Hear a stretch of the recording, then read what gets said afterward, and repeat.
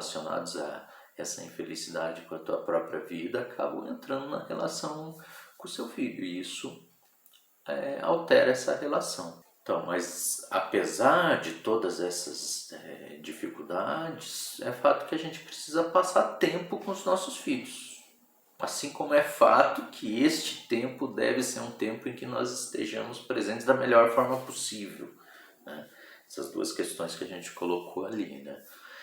Mas se não é possível que esse tempo seja sempre prazeroso, também esse tempo não pode ser sempre um peso, né, para você.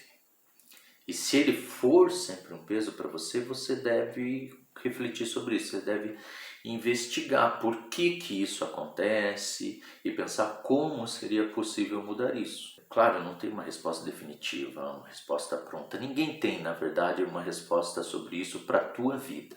Para a tua vida, só você vai poder dar resposta sobre isso. Sobre por que eu estou insatisfeito, como está a minha vida. Sempre na pergunta, o porquê é uma pergunta um pouco...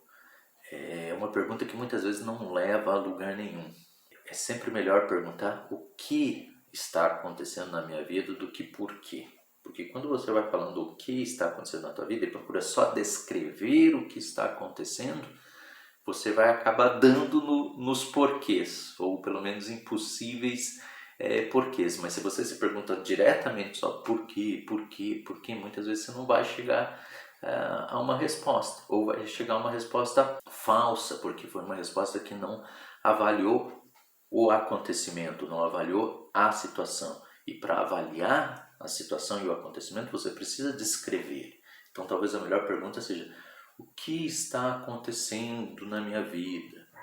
O que aconteceu na minha vida nos últimos anos? Daí você pode perguntar mais especificamente na carreira, no trabalho, e aí depois na relação com as outras pessoas, na relação com os meus filhos, né?